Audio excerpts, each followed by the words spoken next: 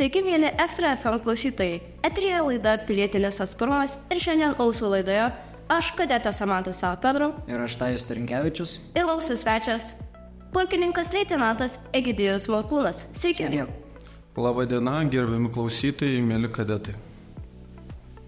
Tamsta, tai pradėkime nuo pirmo klausimo. Papasakokite apie savo tarnybos vietą ir pareigas. Ką darote kasdienėje savo veikloje?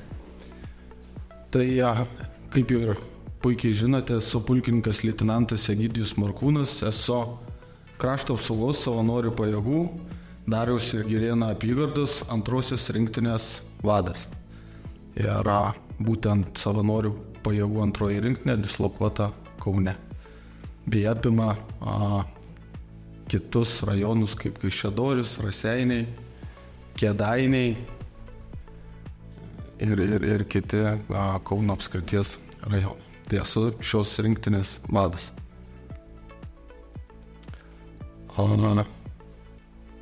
Pagrindinės funkcijos, kokios mano yra, tai kaip ir kiekvieno vadovo, skirtingose lygmenyse, tai yra vadovauti arba organizuoti to padalinio, kuriam vadovaujam veiklą. Tai konkrečiai 2 rinktiniai, tos užduotis, kurios yra skirtos 2 rinktiniai, tai koordinuoju ir vadovauju, kad visos užduotis būtų įvykdytas, o dar žemiškiau ir paprasčiau, tai esu atsakingas už 2 rinktinės kovinę parengtį. Po tais žodžiais slepiasi daug prakaito ir pasiruošimo valstybės gynybai. Tai trumpai vėl tiek. O kaip pasirinkote savo karjerą ir kaip prasidėjo jūsų kelias į Lietuvos kariuomenę? Mano kelias prasidėjo pakankamai įdomiai. Gimiau ir augau Šiauliuose ir ilgai neapsisprendžiau, kuriuo keliu eiti ir ką pasirinkti. Ir 11 klasės pabaigoje, gal 12 klasės pradžioje, kažkaip po ranka papuolė knyga arba, sakykime taip, lankstinukas, žurnalas, kur studijuoti. Ir su kolega, kuris irgi šiuo metu dabar tarnauja, dviese atsisėdę prie ežero, kaip dabar atsimenam, vartom tą žurnalą ir žiūrim, už ko užklius mums akis ir vis padiskutuojam, gal į vieną universitetą, gal į kitą, ir vis netiko ir kažkaip vienu kartu abiem labai užkliuvo karo akademija. Užkliuvo karo akademiją, pasiskaitėm, nuvykom į atvirų durų dieną ir kažkaip abu pajautėm, kad tai gali būti mūsų kelias, nors prieš tai nei jo, nei mano giminiai nebuvo su kariuomenė kažko bendro, tai kažkaip keistai užkliuvo už čia, tada buvo baigta akademija ir prasidėjo mano tas kario kelias, ilgas ir besitęsiantis kario kelias. Tai pagalvojom, kad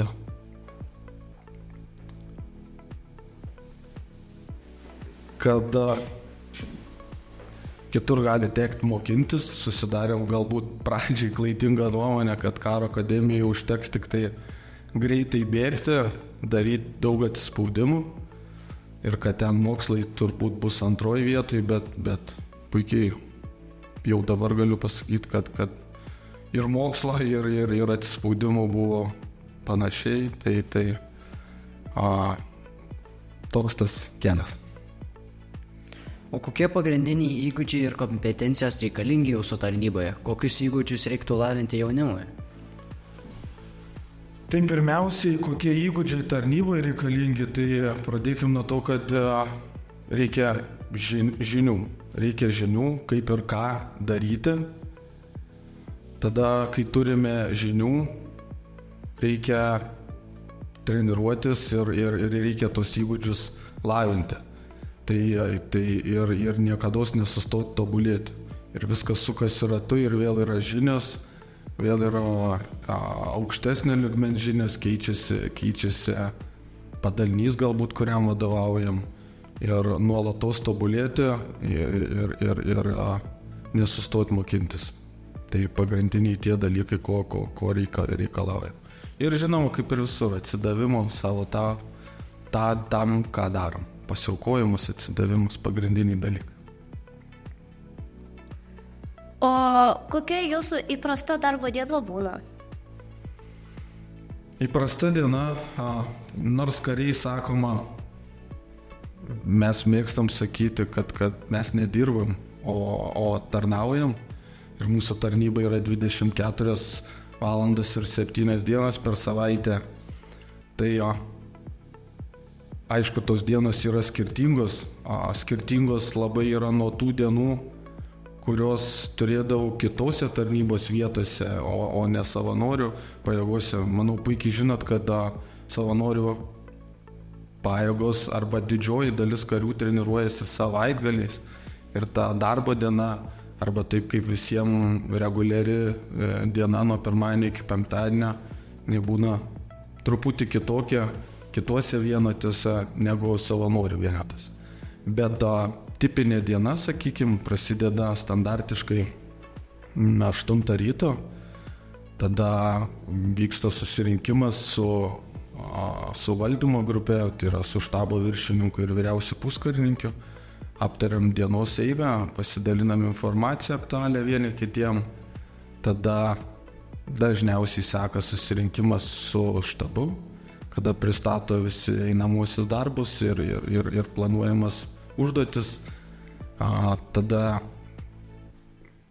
kažkur valanda laiko skirta dokumentams, skaitimas, susipažinimas, įsakymo pasirašymas, tada stengiuosi bent jau 2 kartus per savaitę būtinai išeiti pasportuoti, nes fizinis aktyvumas labai svarbus šitoj vietoj. Tada po pietų vyksta pristatymai, kažkokios užduoties įgyvendinimo ir taip toliau. Tai paprastai darbas, tada dažnai įvyksta kažkokie susitikimai ar su savivaldos institucijų atstovais, jeigu ne su jais, tada stengiuosi išvažiuoti ir aplankyti savo kuopas, kurios yra ne Kauno mieste, kaip minėjau, yra Šakių kuopa, tai vykstama į kitas kuopavietės, kurios yra Šakiai, Kėdainiai, Raseiniai, Kaišiadorys ir Prienų kuopa. Tai dažniausiai taip. Na ir dienos pabaigoje dar kartą patikrinam dokumentai, pasirašyta, nepasirašyta, tai pagrindinė, sakykime taip. O savaitgaliais, arba jeigu darbo dienomis nuo pirmadienio iki penktadienio vyksta pratybos, tai stengiuosi būti kuo arčiau savo karių ir vyksta į pratybas, aplankau juos, sužinau jiem rūpimus klausimus, bendraujam, žiūrim, kaip sekasi treniruotis ir pagrindė tai. Taigi, tarkime prie mūsų sekančios temos apie iššūkius ir jų įveikimą. Kokie yra didžiausi iššūkiai, su kuriais susidurėte savo tarnyboje? Tų iššūkių tikrai yra daug, bet, sakykime, didžiausias galbūt ir įdomiausias tas nepastovumas, neapibrėžtumas ir tai sukelia daugiausiai iššūkių ir kiekviena diena yra skirtinga. Pabandžiau apibūdinti tą jum tipinę dieną, bet pats bešnekant galvoj prasukau dar 100 scenarijų, nes nėra vienodų dienų. Jinai vienodai visada prasideda, tai yra susitikimu su valdymo grupe, sakykime taip, jeigu būnu vietoje ir nebūnu kažkur iškart išvykęs. O daugiau viskas daug kintamųjų, daug dinamikos, tai tie iššūkiai visi iš tos dinamiškumo tarnybos, neapibrėžtumo kartais, tai pagrindiniai iššūkiai tokie ir būna. O ar galite papasakoti apie konkretų iššūkį labai sunku, kuris jums buvo bent jau, ir kaip jūs įveikėte jį? Tai tų iššūkių, kiekvieną dieną, kaip minėjau, jų yra ir Gal paimsiu patį kraštinį, kuris įvyko, tai praėjusią savaitę nuo trečiadienio su visa komanda vykom į Šiaulius ir vertinom kitą savanorių rinktinę, buvau vyriausias vertintojas pratybose. Tai ir paskutinę dieną prieš išvykstant į pratybas sužinojau, kad vienas iš pagrindinių žmonių, kuris turėjo man gelbėti šitam vertinime ir padėti organizuoti visą veiklą, paprasčiausiai susirgo. Žmogiška, paprasčiausiai paėmė ir susirgo. Ir buvau užtikrintas, kad viskas padaryta, viskas suorganizuota, o paprasčiausiai tas žmogus, kuris turėjo tą dalyką daryti, paėmė ir susirgo. Iššūkis? Taip, iššūkis. Eigoje sužinojom, kad dar kai kurie žmonės negali važiuoti dėl pasikeitusių aplinkybių. Tai reikėjo priimti tam tikrus sprendimus ir pakankamai greitai juos priimti. Tai buvo perskirstyta komanda, perskirstytos užduotis komandai ir gale dienos atlikom savo užduotį ir viską įvertino. Ir kas kartais atrodo tam momentui, kad labai didelis dalykas ir problema, tačiau turint gerą komandą, viskas yra išsprendžiama. Tai, sakykime, gal toks paskutinis kraštinis iš tų iššūkių, su kuriuo buvo susitvarkyta. Bet tos dinamikos, kaip sakiau, jos yra daug ir kasdien keičiam ir darom ir sakau, su gera komanda, gerais žmonėmis viską įmanoma padaryti ir vadas vienas niekada nieko nepadarys. Viskas yra komandos rankose, nusiteikime ir nori daryti. Tai visi iššūkiai gale dienos vis tiek būna jį pereiti ir pergalėti. Kas jums padeda sėkmingai veikti iššūkius? Galbūt žemaitiškas užsispyrimas, galbūt žiūrėjimas į iššūkius ir sakykime, problemas kartais kitaip. Esu kairiarankis, o kairiarankiam dirba kitas smegenų pusrutulis. Kartais tą patį dalyką matau kitaip negu didžioji dalis. Tada iškilus iššūkiui visada pabandau apsukti problemą ar tą iššūkį ir pažiūrėti iš kitos pusės 180 laipsnių kampu. Kartais pakeitus kampą į tą patį dalyką, požiūrį, labai lengvai viskas išsisprendžia. Tai, manau, tie pagrindiniai dalykai, kurie padeda man kasdienybėje ir kasdieninėse iššūkėse. Taigi perkime prie mūsų sekančios temos apie pilietinį atsparumą. Ką jums reiškia pilietinis atsparumas? Pilietinis atsparumas tai yra, taip kaip, sakykime, aš jį suprantu kaip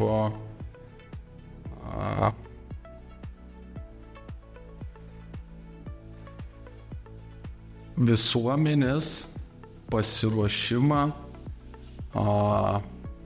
kažkokiem, sakykime, gynybai, bet po tą gynybą palenda labai daug dalykų, nes ta visuotinė gynyba, arba kaip dabar patvirtintas prezidentui yra visuotinės gynybos konceptas arba principas, tai daug dalykų ten yra aprašyta, bet pagrindinis dalykas, kad ta gynyba yra ne tik kariuomenės dalis, bet krašto gynyba yra ir visos visuomenės dalis. Ir visi, nuo pat mažiausio iki didžiausio mūsų Lietuvos valstybės piliečio, turi būti pasiruošę ginti savo šalį. Tai pagrindiniai dalykai šie. Ar galite iš savo patirties pasakyti pilietinio atsparumo pavyzdį? Turiu labai gerą pavyzdį galbūt to pilietinio atsparumo, kai kilo, žinom, Ukrainoje karas prasidėjo 2014 metais. 22 buvo tiesioginė agresija. Tai jeigu po 14 metų tik dalis žmonių suprato ir tai po 22, manau, visi suprato, kokį kaimyną turim ir kam turim ruoštis. Vieni sureagavo greičiau ir stipriau, kiti sureagavo taip, kaip sureagavo. Tai paprastas pavyzdys, kadangi bendrauju ne tik ir draugų tarpe turiu ne tik kariuomenės atstovų, bet yra tų žmonių, kurie neturi labai daug bendro su kariuomenė. Ir kiekvienais metais turim tokį kaip renginį, kur susirenka nemaža dalis nieko bendro neturinčių žmonių su kariuomenė į baidario plaukimą. Dažnai dalyvauja apie 15 daugmaž šeimų. Tai ten ir patikrinu tą visada atsparumą arba matau pavyzdžių. Tai vieni po 22 metų Rusijos ir Ukrainos karo pirkosi ir kuprinės, ir konservus, ir vaistus. Kažkas net įsigijo sodybas nuo tokesnių greitkelių ir taip toliau. Kiti domėjasi, kiti pabaigė papildomus kursus medicinos, kiti išgyvenimo kursus. Tai visokių buvo, o kiti į tai pažiūrėjo, kad tai mūsų neliečia ir paprasčiausiai liko nuošaly ir tam dalykui nesiruošė. Tai turiu tikrai labai gerų pavyzdžių, kur žmonės tikrai pasirūpino tam tikromis priemonėmis, kurios karo metu būtų reikalingos.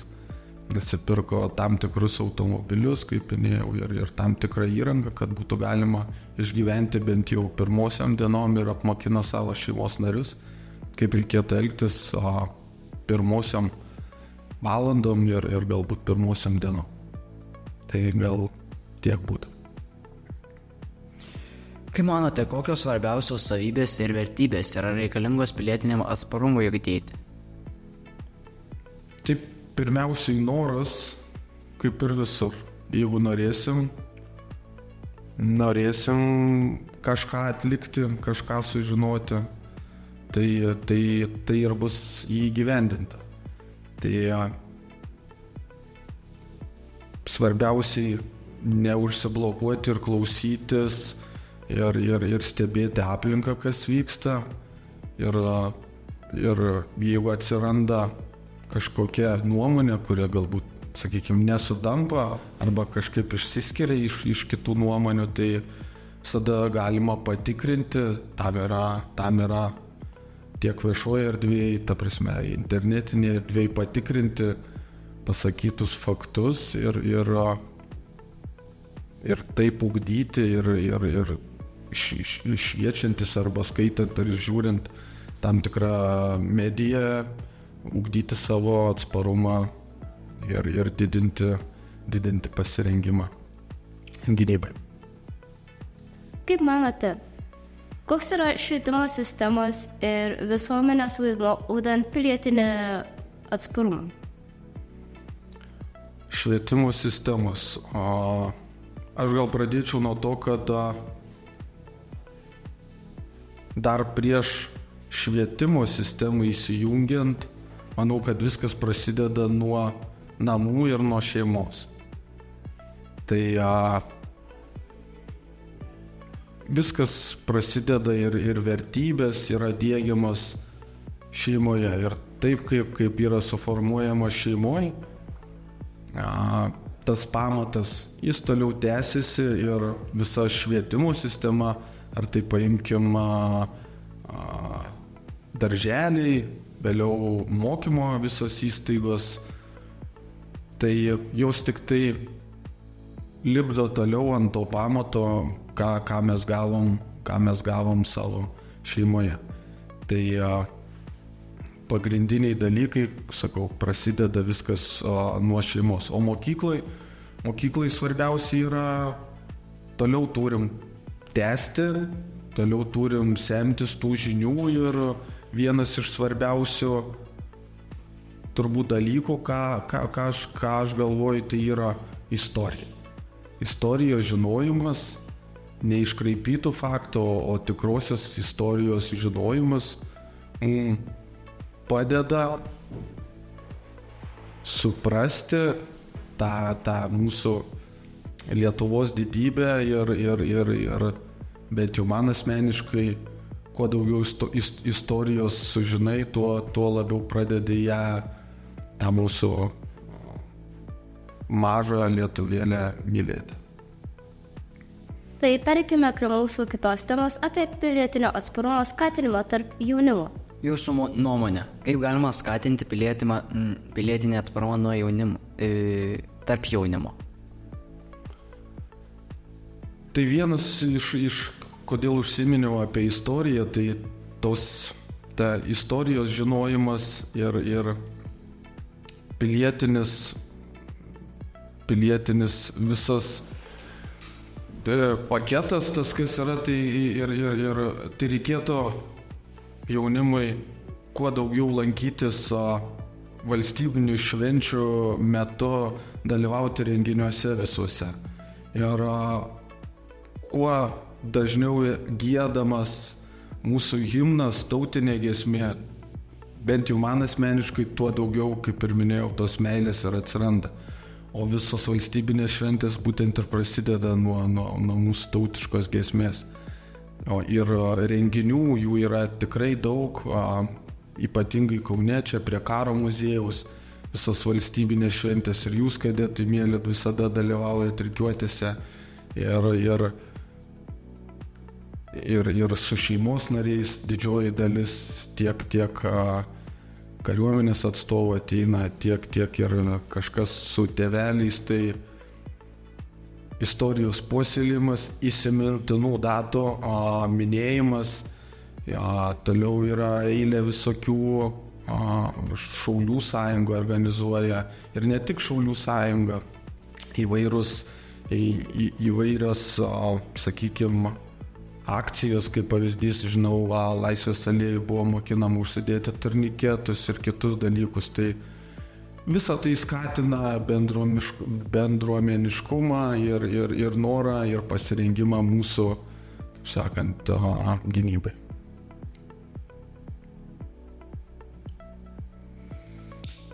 Ar galite pasidalinti pavyzdžiais, kaip jaunimas gali prisidėti prie pilietinės visuomenės stiprinimo?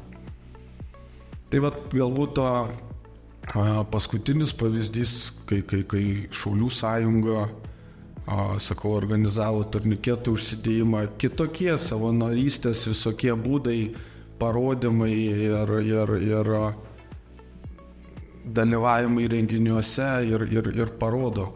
Puikus pavyzdys ir jūsų licėjaus pavyzdys, kaip dalyvavimas renginiuose ir kitokiuose, kai lygiai taip pat kaip aš savo laiko akademijai, neskaitant civilių, sakykime, studijų, tai viešojo administravimo papildomai buvo įgyta ir būrio vado kvalifikacija arba karinė dalis ir parengtumas, taip ir jūs. Lyginant jūs su kitais moksleiviais, jūs daro daugiau. Ir tai yra pavyzdys, būtent ir ši laida yra pavyzdys to skatinimo, to atsparumo ir galimybės to visuomenės švietimo. Tai visi kartu padarysim daug. Taigi, pereikime prie mūsų paskutinės temos apie patarimus jaunimui dėl iniciatyvos ir savanorystės. Ką galėtumėte patarti jauniems žmonėms, kurie svarsto savanorišką veiklą, bet dar nesiryžta žengti pirmo žingsnio? Nuo ko jiems reikėtų pradėti? Kai klausėt apie savanorišką veiklą, tai klausėt apie karius savanorius ar apie savanorišką veiklą susijusią su valstybės gynyba. Kaip suprantu, norit paklausti, ką daryti, jeigu norit ateiti savanoriauti. Savanoriauti, tai yra būti kariu savanoriu, taip?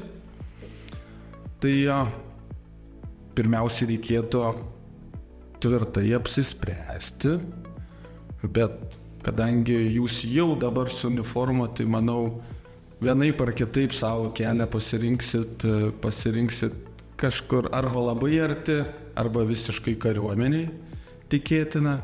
Tai, bet bendrai, kadangi klausysi radio klausytojai, klausysis, tai pirminis žingsnis – apsispręsti, antras žingsnis – kreiptis į karo prievolės ir komplektavimo tarnybą, tada supildyti tam tikrus dokumentus, būti pasiruošus praeiti medicininį patikrinimą ir po to pirmas žingsnis, kuris laukia, tai 3 savaičių bazinis kario savanorio įgūdžių kursas, 3 savaičių, kur įgyjamos bazinės kariai reikalingos žinios ir po to jau prasideda tarnyba vienam iš padalinių iš kuopų ir tie įgūdžiai yra toliau glūdinami, treniruojami, atsiranda kolektyvinis rengimas, kovinio šaudymo pratybos.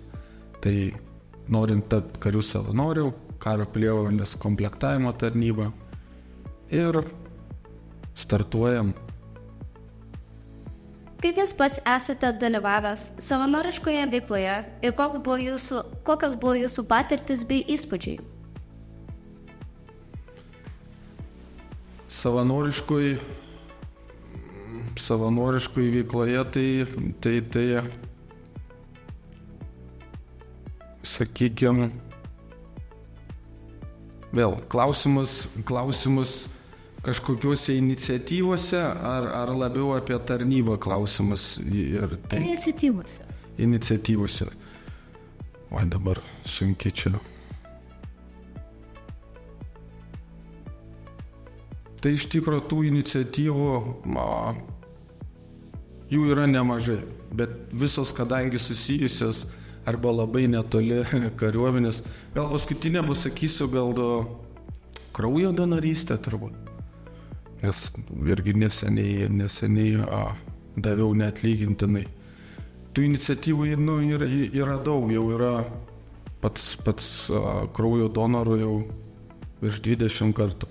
Jau net nebeskaičiuoju, tai kaip žinai, kad reikia kas 3 mėnesius, kas 4 visada duoti. Tada įvairūs neatlygintini renginiai, lygiai taip pat ir su medicina susijusis šitie turniketų užsidėjimai arba kiti švietėjiška veikla.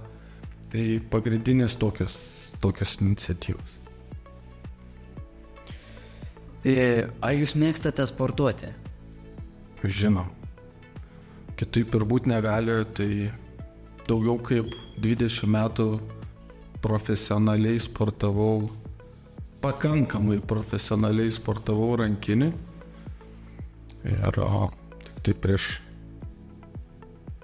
kiek dabar, prieš 8 gal metus baigiau sportuoti ir tik mėgėjiškai užsiėmiau. Ir įsimintinis gal įvykis, kad savo tą karjerą pabaigiau Pietų Korėjai, tokioj nedažnai lankomai šaly galbūt. Tai Pietų Korėjai sužaidžiau paskutinės varžybos kariuomenės komandą ir vyko kariuomenės pasaulio čempionatas, kuriame teko sudalyvauti ir ten pabaigti savo profesionalią karjerą. O kaip minėjau apie dienotvarkę, tai kariuomenė ir sportas neatsiejama dalis. Tai tiek kariuomenės vado reikalavimas yra išbrėžta, kiek ir kaip turime sportuoti ir esant galimybei visada sportuojam, yra numatyti tam tikri pratimai ir minimum 2 kartai per savaitę yra po 2 valandas yra sporto valandas. Bet čia yra minimumas, dažnai tenka ir dažniau. O kokia yra jūsų paskutinė skaityta knyga? Jeigu sąžiningai, tai nesu, nes arba mokyklai nebuvau didelis knygos mylėtojas ir skaitovas. Jūs turbūt mėgstat, nes abu su akiniais, aš kadangi neskaitydavau, turbūt todėl ir be akinių. Bet iš tikrųjų, kuo toliau, tuo daugiau skaitau. Ir jos visas vienaip ar kitaip susijęs su kariuomenė. Tai paskutinė galbūt knyga buvo, kadangi dalyvavau ir knygos pristatyme apie karo muziejų ne per seniausiai vykusi, apie Lietuvos nepriklausomybės kovas. Tai tą knygą, aišku, ne visą perskaičiau, bet pasiėmiau kitą lietuvišką, atsiminiau, turėjau dovanotą, tai yra 2 mediniai, 3 geležiniai kryžiai. Tai yra irgi apie nepriklausomybės kovas 19-21 metų paprasto kario atsiminimų knyga apie tas kovas. Tai susiję su Margirio pulku, kadangi teko tarnauti Margirio batalione, atsiminiau ten dovanotą knygą ir perskaičius vieną knygą pasiėmiau dar kitą perskaityti ir rekomenduoju ir jums tą knygą paskaityti, nes tikrai įdomi kario ir supranti, kiek žmonės atidavė ir kiek išgyveno, kai neturint kartais bato, bet turint didelę širdį galima eiti ir kariauti ir nugalėti. Tai tiek apie šitą knygą. O ką patartumėte mums, jei jums būtų 16 metų, kaip pasirinkti savo gyvenimo kelią? Skaityti knygų, to, ko aš nedariau. Daug sportuoti, nes tie žmonės, kurie dabar ateina į kariuomenę arba kuriuos mačiau prieš tai, šauktinius, trūksta to fizinio pasirengimo. Tai daug skaityti, kuo daugiau sužinoti, plėsti akiratį, keliauti po pasaulį ir sportuoti. O daugiau viskas ateis iš jėgos. Ir svarbiausia mylėti tą, ką darote. Susirasti savo mėgstamą veiklą ir svarbiausiai norėti ir tikėti to, ką darote. Dėkojame pulkininkui leitenantui Egidijui Norkui už pokalbį. Su jumis buvo laida Pilietinis atsparumas ir mes, Samanta Savo Pedro Ir aš Tajus Rinkevičius. Ačiū, kad klausėtės ir iki kitų kartų.